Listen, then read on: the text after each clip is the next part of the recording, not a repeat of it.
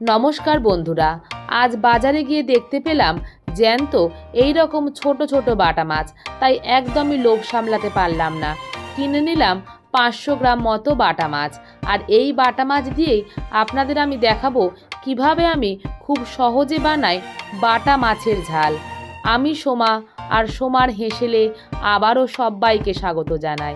এই রেসিপিটি বানাবার জন্য দেখুন বন্ধুরা, এই রকম ছোট বাটা মাছ নিয়ে নিয়েছি আর বাটা মাছটাকে খুব ভালো করে পরিষ্কার করে ধুয়েও ফেলেছি।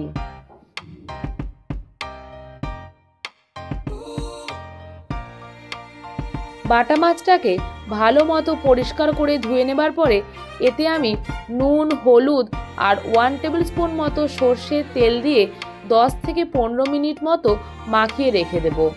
এই রকম ছোট বাটা মাছ খেতে কিন্তু আমার ভীষণই ভালো লাগে। আর আপনাদের কেমন লাগে অবশ্যই কিন্তু কমেন্ট বক্সে কমেন্ট করে জানাবেন। নুন হলুদ দিয়ে মাছটাকে খুব ভালো করে মাখিয়ে নিচ্ছি।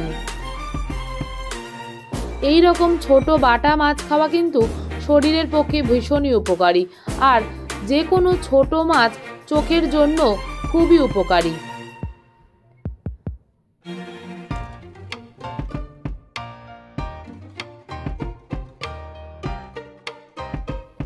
दस থেকে 15 মিনিট বাদে কড়াইতে দিয়ে দিচ্ছি 3 to 4 টেবিল স্পুন মতো সর্ষের তেল।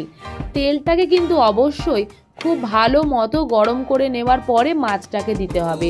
তেলটা যদি ভালো করে গরম করা না হয় তাহলে কিন্তু মাছটা ওল্টাতে ভীষণই অসুবিধা হবে। তাই অবশ্যই তেল গরম করার পরে মাছটা দেবেন। মাছটা দেওয়ার পরে মাছের একটা পিঠ বেশ লালচে করে ভাজা হয়ে গেলে তারপরে অপর পিঠটাকে খুব সাবধানে উল্টে দিতে হবে, কারণ মাছটা একেই ভীষণই ছোট, তাই মাছটা ভেঙে যাবার সম্ভাবনা থাকে।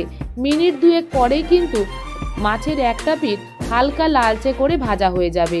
আর মাছটা ভাজা হয়ে গেলে দেখুন খুব সাবধানে মাছের অপর পিঠটাকে আমি উল্টে দিচ্ছি।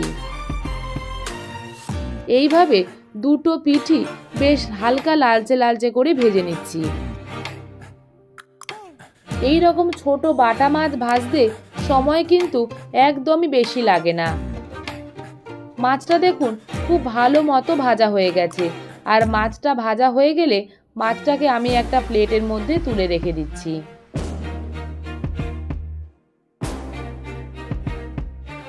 ঠিক একইভাবে বাকি মাছগুলোকেও উল্টে পাল্টে হালকা লালচে লালচে করে ভেজে নিতে হবে।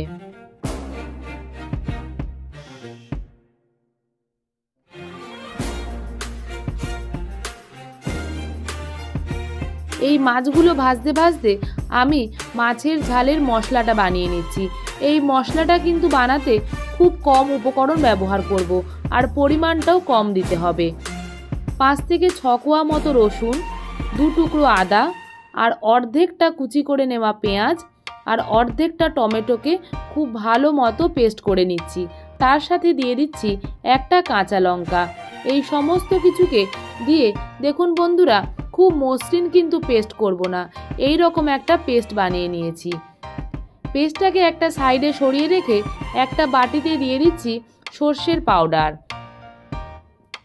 এখানে আমি কেনা সর্ষে দিয়ে রান্নাটা করব। 4 চামচ মতো সর্ষের পাউডার দিয়ে দিয়েছি। আর যাতে সর্ষেটা তেতো না হয় তাই জন্য 1/2 টেবিল স্পুন মতো নুন দিয়ে আর তার সাথে সামান্য একটু জল দিয়ে সর্ষের পেস্টটাকে 5 মিনিট মতো ভিজিয়ে রেখে দিচ্ছি। বাকি মাছগুলোও ভাজা হয়ে গেছে। ওই একই তেলে দিয়ে দিচ্ছি 1/2 টেবিল স্পুন মতো কালো জিরে। কালো জিরেটাকে দিয়ে একটু নাড়াচাড়া করে নিতে হবে।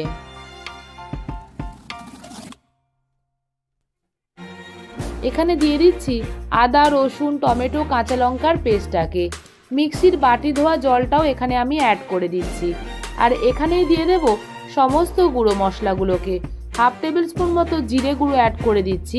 দিয়ে দিচ্ছি 1/2 টেবিল স্পুন মতো হলুদ, 1/2 টেবিল স্পুন মতো নুন। নুনটা কিন্তু অবশ্যই বুঝে ব্যবহার করবেন, কারণ সর্ষে পাউডারটা গোলার সময় কিন্তু নুনের ব্যবহার করেছিলাম।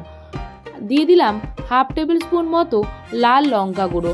এই সমস্ত গুঁড়ো মশলাটাকে দিয়ে সমস্ত মশলাগুলোকে ভালো মতো কষিয়ে নিতে হবে, যাতে আদা, পেঁয়াজ, রসুন, কাঁচা লঙ্কার কাঁচা গন্ধটা একেবারেই না থাকে। মশলাটা দেখুন খুব ভালো মতো কষানোর জন্য একটু জলের প্রয়োজন আছে, তাই একটু জল দিয়ে মশলাটাকে ভালো মতো কষিয়ে নিচ্ছি। কারণ মশলাটা যত ভালো কষানো হবে রান্নার স্বাদ কিন্তু ততই ভালো হবে।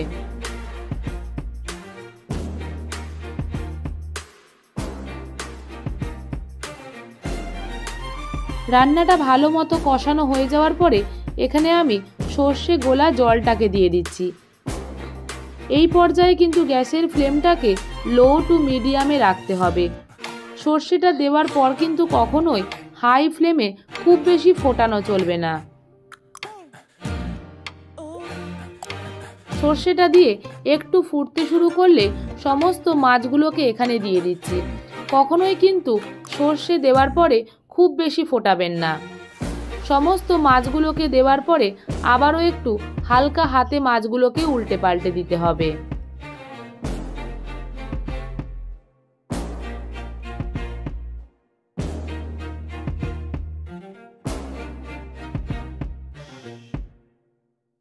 যেহেতু ভীষণই ড্রাই হয়ে যাবে সেই কারণে আবারও আমি হাফ গ্লাস মতো জল অ্যাড করে দিলাম। জলের পরিমাণটা কিন্তু আপনারা আপনাদের সুবিধা অনুযায়ী ব্যবহার করবেন। খুব বেশি নাড়াচাড়া করার কিন্তু দরকার নেই, এতে কিন্তু মাছগুলো ভেঙে যেতে পারে। গ্যাসের ফ্লেমটাকে একদমই লোতে রেখে কড়াইয়ের ঢাকাটা দিয়ে দিচ্ছি 2 মিনিটের জন্য। 2 মিনিট পরেই বন্ধুরা কড়াইয়ের ঢাকাটা খুলে দিচ্ছি। রেসিপিটি কিন্তু প্রায় হয়েই এসেছে। উপর থেকে দিয়ে দিচ্ছি কুচি করে রাখা ধনেপাতা। ধনেপাতা দিলে গন্ধ আর টেস্ট দুটোই কিন্তু দ্বিগুণ বেড়ে যায়, তাই ধনেপাতাটাকে দেওয়ার পরে আবারও হালকা হাতে একবার মাছগুলোকে উল্টে দিচ্ছি।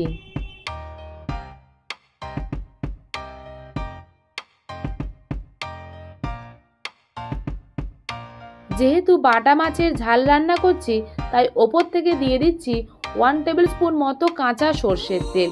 কাঁচা সর্ষের তেল দেওয়ার পরেই কিন্তু গ্যাসের ফ্লেমটাকে বন্ধ করে ঢাকা দিয়ে দিতে হবে, এতে কাঁচা সর্ষের তেলের গন্ধটা থেকে যাবে।